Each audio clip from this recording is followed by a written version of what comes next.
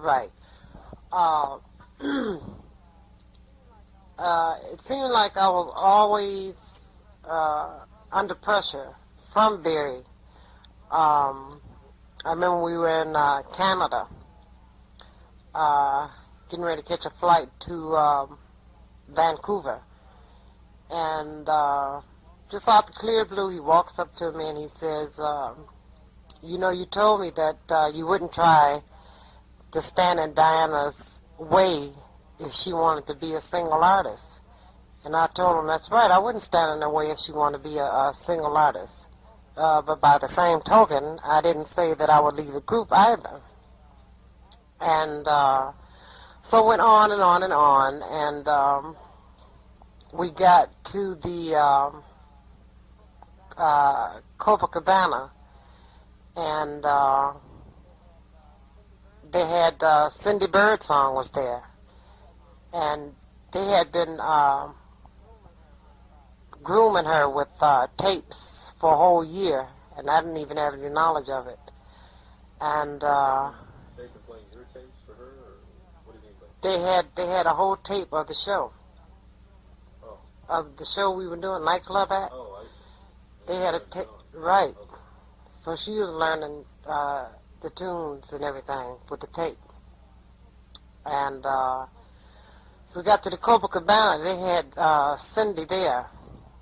And I don't know, it caused me to feel more pressure, because it was as if they were saying, we're getting ready to put you out now. And usually limousine would pick us up in front of the hotel, take us to the Copacabana. And instead of me getting in limousine, Cindy Birdsong was asked to get in the limousine. So I rode on to the Copa in Lincoln that Tommy was driving.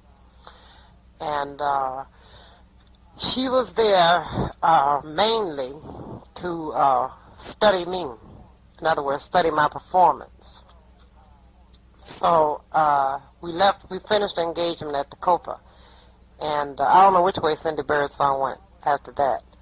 We went on and we worked the Coconut Grove. And then we went to Las Vegas.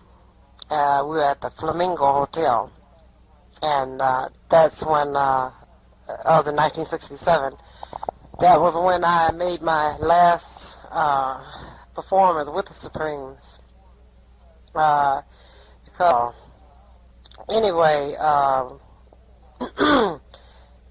this particular incident at the Flamingo in Las Vegas, I had me a few drinks, and that's not unusual. Mary, Diane, all of us had drinks before we went on stage, or anytime we felt like it.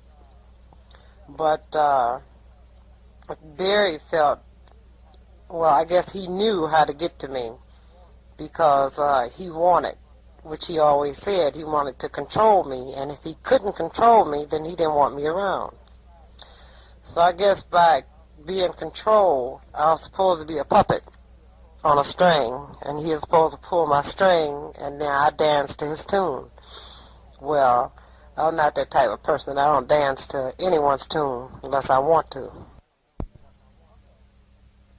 Okay, tape. He was criticizing you about allegedly being fat, or Oh, remember? yeah. Yeah. And there was a problem where he would say to me, Florence, you're too fat.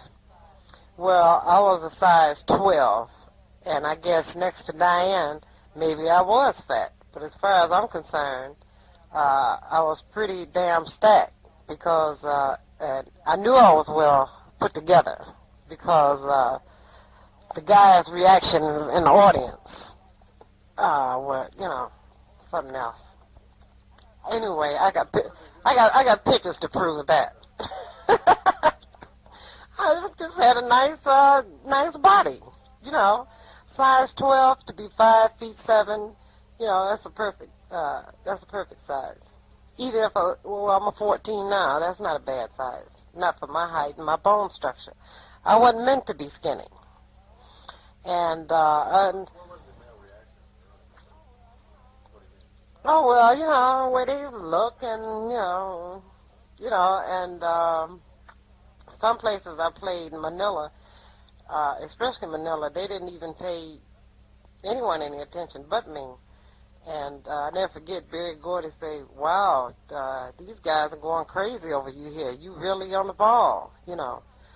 And he said in a very nice way, but they were after me. And I don't know, I accumulated so many, call it fans, but I would say friends also. And they were mostly male, and they were very nice. And I enjoyed it. One little guy ran up to the stage, and he said, "Oh, Florence, I just love you, baby." So it was fantastic. So I must have had something on the ball. It wasn't fat. And so anyway, Florence, you're too fat. Florence, you drink too much. In other words, I guess I was supposed to say I'm an alcoholic. From drinking 2 or 3 beers. Right. Anyway, to be depressed and drink with depression, I think, can cause a whole bunch of turmoil, especially when you are actually angered